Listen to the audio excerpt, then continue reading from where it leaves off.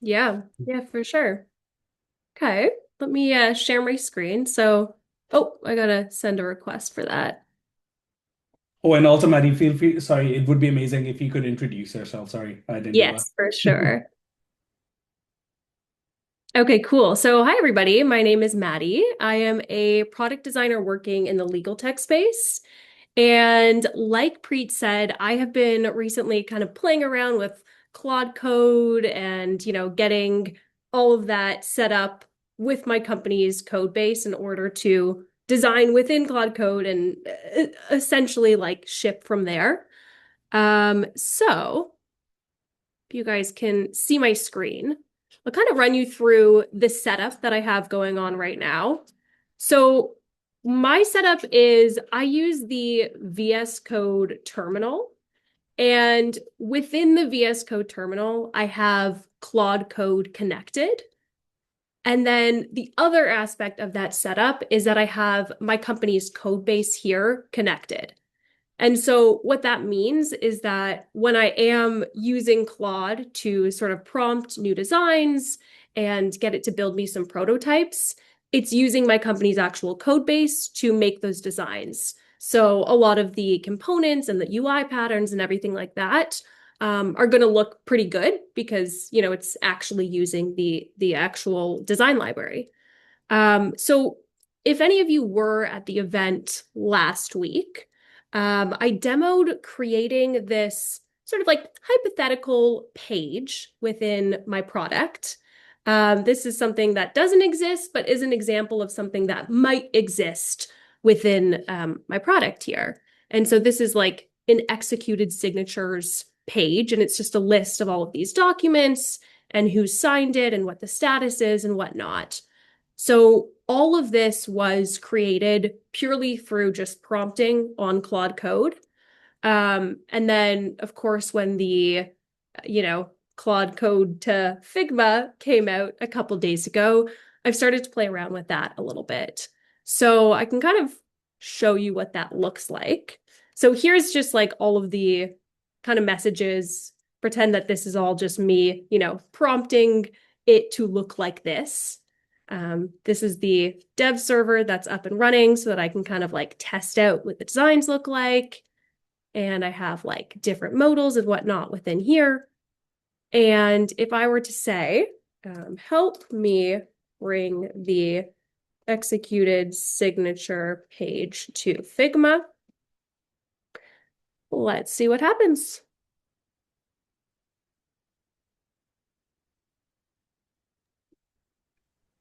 And yeah, I have the Figma MCP set up because, it works both ways. So, okay, here we go. So it's going to open that dev server and it's going to have this new toolbar up here. And within this toolbar, I have different options. So I could like select the entire screen. If I wanted to just bring a specific element into Figma, I could select a specific element. But I'm just going to do entire screen. And I already have specified that I wanted this to create a new Figma file. I already have that going. So if I just do that, click open file, then we can see that what was in the dev server here is now in Figma. You'll notice there are some differences. This is kind of what I'm trying to work out. Particularly the icons are all missing, and I've been like really trying to figure out why that is. I think I might have to do something with the access I have to, my company's code base and the specific icons that they use. So trying to work through that. But otherwise, it looks pretty good. Like some, I guess, formatting issues here, but everything else looks pretty spot on. Um, One thing that I will say is, this is kind of the initial thing that I land on, this design that was pulled in. But as I showed, there's other parts to this, right? Like there's different modals here, and there's different things that kind of appear. And so in order to get those in Figma as well, what I did is I went into the server and I asked it to, just bring those modals in. And Oh, let's see.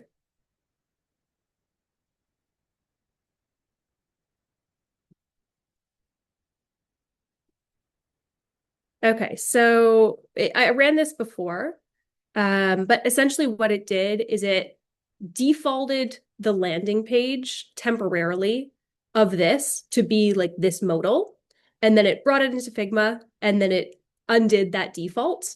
And like I didn't prompt it to do that or anything. I literally just said, I also want the modals in Figma, and it did. So in this page, you can see, where are they? Here they are, that it brought in all of these automatically.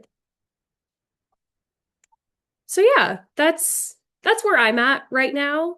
I'm sure there's, more advanced things that you could do with this. Like, I think it'd be really cool if there was a way to, I don't know, like get it to import a whole prototype or something along the lines of that.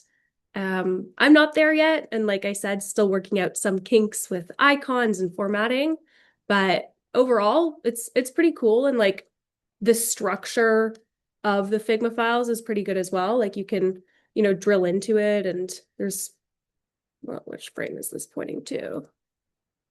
Here we go. There's like specific containers and what have you, and yeah, everything is pretty neatly organized. So yeah, that's kind of where I'm at.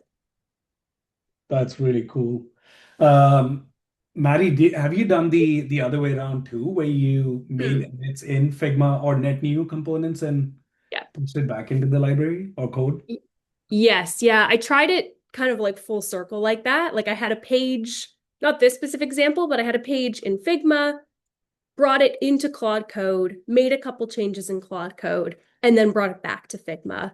And it worked out well. Really neat. We have quite a few questions, and Mhm. um, if folks want, like Neil, I don't know if you want to ask yourself, because I think there are quite a few folks who have the same question as you on Yeah, the sure. design. Hi, Maddie. Thanks for presenting that. It's really interesting. I was just curious, is that matching your design system? Like your components, your code? That's how it looks today? Yes. Yeah. So that's kind of what I really like about this setup, particularly like, working with Claude Code with what you can see here is my company's code base. So if you go to, like, if I go to my product, the other pages that actually exist within it do look very, very similar. And I've played around with like Figma Make and whatnot, and it does an okay job at that, especially if you have the design library connected. But this one does a very, very good job of having it look exactly like what it would look like. Obviously, when I bring it back into Figma, like this would be a component, right? This modal. Now I'm bringing it back into Figma. That's not connecting to my, you know, design library that exists in Figma. Um, so that's kind of a drawback, I suppose. But yeah, what's in the code does look good. So just to follow up on that, so you're saying it pulls in the components, it Yeah. pushes it back to Figma, but it pushes it back as layers.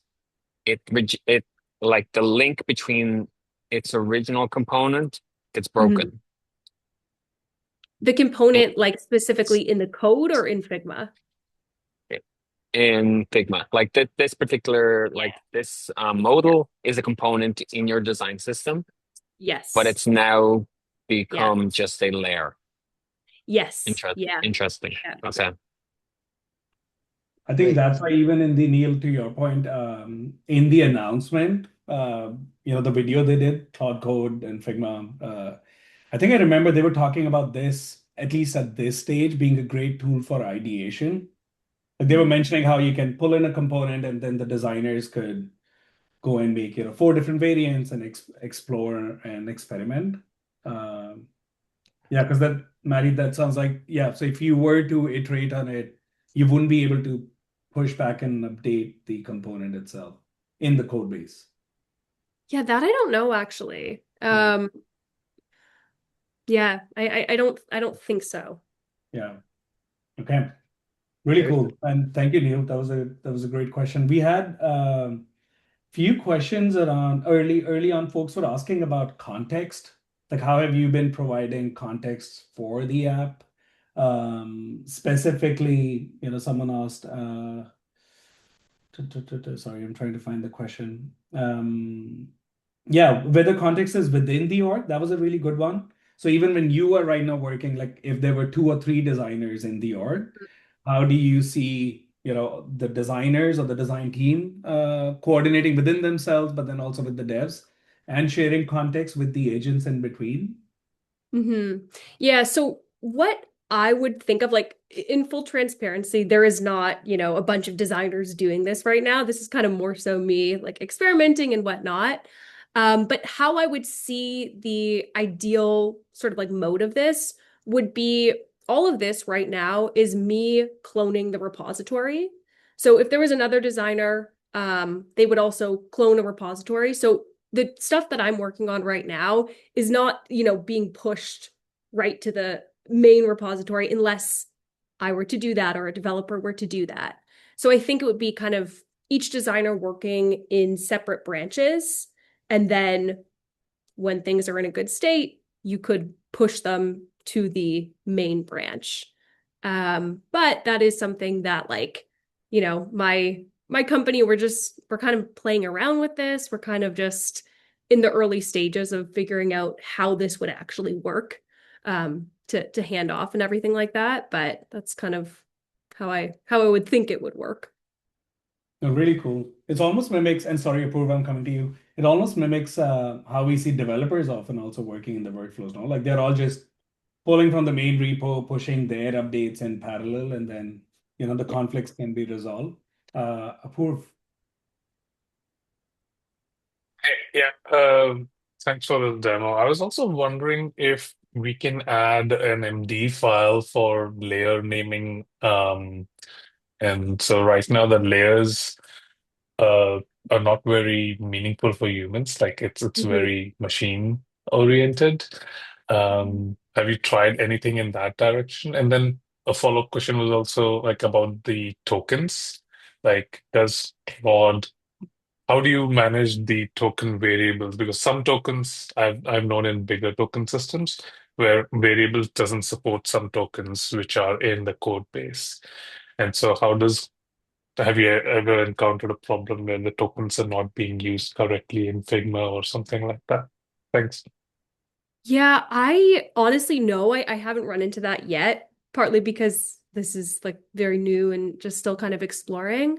In terms of the layering, I haven't dug into anything there, but yeah, it would be really cool if there was, a way to make this more, meaningful and to navigate through all these layers in a better way. And yeah, in terms of the tokens, I haven't experienced that yet. Right now in your code base, is it like a 1:1 parity about the tokens in your code base and variables in Figma? So, like, essentially what you see here, like this is, Hmm. oops, okay, now the dev server is not running. But that is, so what I just showed is not pulling from Figma. Like that was all Hmm. designed and everything just in Claude Code itself. Yeah, from the front end. Yeah, exactly. So if you have a JSON file that your front-end devs are using, then Claude is basically pulling from that. If you Yes. have tokens defined, then Claude will define from that tokens.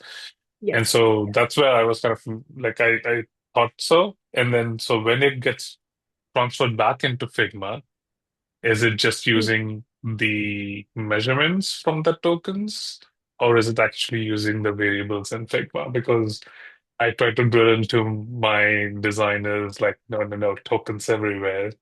And so if we're using Claude to bring it back and there are no tokens over there, do we need to have Yeah. another set of tooling? Yeah, that's the thing. I think when you bring it back into Figma, like as far as I know right now, it's just these layers. Like it doesn't translate into anything Hmm. super meaningful here. Okay.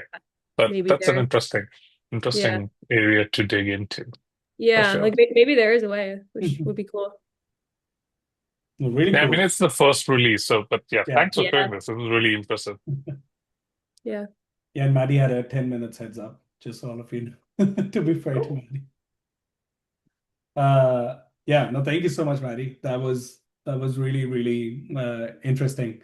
Um, I know a lot of folks are already thinking about how they implemented their workflow and more production ready stuff, but I think the approach, Maddie, you shared is a really helpful one. Like just, either duplicate your repo, play with it, or, if you have your own personal side projects and all. Um, I think Apoorv, you had an interesting workflow idea, which I don't think in Maddie's case and what I'm about to demo, both of us, and Maddie, correct me if I'm wrong, you started building that app in Claude Code, or you Yeah, leveraging an AI tool first and yeah, not Figma. Yeah, okay, that makes sense. Which I don't think it should be that difficult, because if you start from Figma, the AI tools are able to develop it. But that's where the discrepancy in tokens, naming, the whole organizational impact, I think, is not resolved. yeah. Um, cool. I'll share a quick, again, the approach is very similar to what Maddie shared. So for the purposes of this demo, I'll share my whole screen. Why not? So for the purposes of this demo, I thought I'll just create a net new app to see how this workflow works. And this is all just done, straight up in Claude Code. So I gave it some context using Cursor and Claude Code. Just give it some context that I'm trying to make a financial literacy app for newcomers to Canada. They don't know about, like different kind of new concepts like TFSAs, RSPs, stuff like that.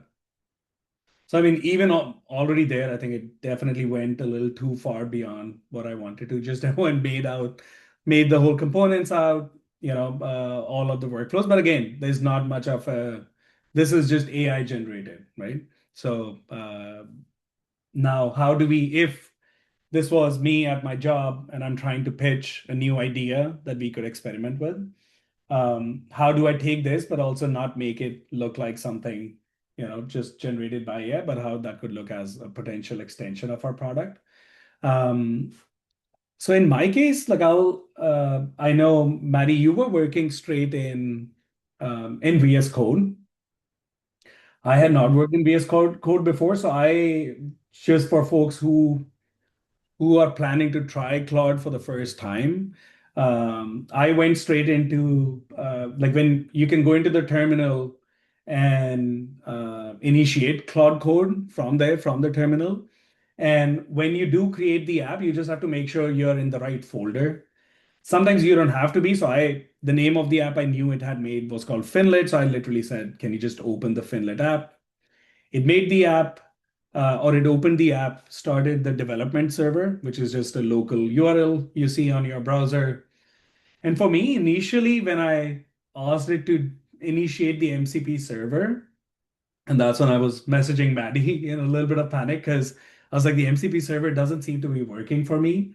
I think, Maddie, you were also saying that sometimes if you've played with Figma MCP before, there might be conflicts, right? Mm-hmm. Yeah. So for me, it kept saying that, hey, you can use a browser to Figma plugin. So it thought I'm trying to just, do a one-way kind of exercise. And so I think I literally gave it the link of the article that came out. And I was like, here, it's a bi-directional workflow, not just one way. Because initially it just kept saying this cannot happen. Like MCPs can't do two-directional workflow. And then of course, it starts to read the articles, it'll go through everything, it'll ask you to authenticate at one point.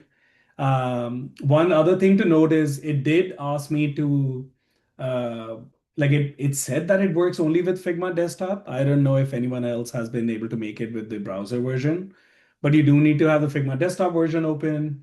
Um, and it's also another really not annoying thing, but interesting thing was for me, it took a really long time to figure out how do you even enable the MCP within Figma. And again, Maddie, I don't know if you went through a different route. For me, it was in dev mode. You had to go, so I had to go to dev mode, which also I didn't realize. And then there's on the right side, there's the MCP button. And then when you go here, you can enable it. Is that right, Maddie? I Yeah, see yeah, it. that's what I did. Full transparency, it took me a while. There was like a lot of troubleshooting. I think it also had to do with my setup of like Claude Code in VS Code. And I was like, am I connecting to VS Code or Claude Code? But eventually it worked. Yeah. It was really interesting that the actual workflow, once it starts working, is so fast, but Mhm. just getting to that point takes so much work. Yeah. Uh, so that's why I'm highlighting some of these smaller nuances on just how to make sure you get the right Figma MCP install. There are also a few different Figma MCP plugins. So make sure when you're installing it is from Figma, like it's the official one. And then I went through the authentication. It all worked. And then once the authentication works, you'll start to see, and you saw it in Maddie's designs too, you start to see this overlay bar that says, send to Figma, entire screen, select element, open file. And when I do entire screen, it it just brought the entire screen directly into Figma. I think some of you were talking about auto layout, whether it does that. So it does do that. And as I was seeing some of the questions in coming up when Maddie was demoing, one interesting thought came was, and again, I think Maddie was right about some quirks. Like here, you can start to see the visualizations get messed up a little bit, tiny bit. It kept my emoji icons though, for some reason. Maybe those work better. Um, I asked it to generate an entire little bit of a style guide based on the app. Because I was like, what if I can get it to break down the app, make an entire style guide, and then I can just edit the style guide itself to push the changes back. I don't think it did too great a job, but it's also not bad. Like it did bring some of the larger elements being used throughout the app in here, which was really interesting. Rather than, what you can also do is you can go, component by component and be like, okay, maybe this counter is what I need to, iterate on and experiment and have 4 different versions. And I think then it opens the file, it asks here. Yeah, and it starts to bring them into here. So I just selected the component and it brought it into Figma. Um, I'm gonna try, Maddie, have you tried to push things back into the app? Um, yeah, Yeah. yes. Okay. I'm just gonna try it because we said it's a live test. So let's see if we were to, I don't know. Oh, this is just the container. Well, okay. Okay, what's happening here? What is this thing? How is the radius not changing? That's really interesting. Oh, sorry, it was just too hard. The radius was already too much. Okay. So let's see if for the weekly streak counter, I mean, it's a super small change. How would I push it back? Do you have any idea? I've never done it, so I'm doing it, just literally demoing it live. If you copy the link, Link. Okay. I updated the container here. Oh. In terminal, the annoying thing is like you can't easily, what does it say? Like I wanted to give it more context, but because I pressed enter, the command already went. Which of course you're using VS Code, cursor, some of those things. There's a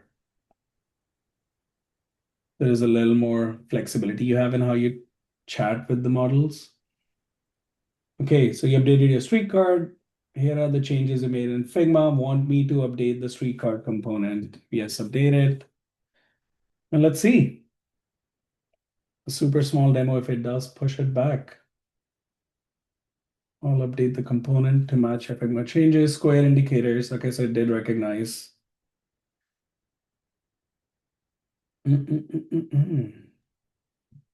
Is there a reason you're doing it in terminal and not VS Code? just to have that Um, easier interface? no, so I actually use Cursor mostly. This MCP server configuration, because I had used Cursor before and there were some Figma MCPs I had set up in Cursor, and I was not able to get this to work. I see. And this is half an hour before the demos began. So I was like, oh shit, this needs to work. So I went into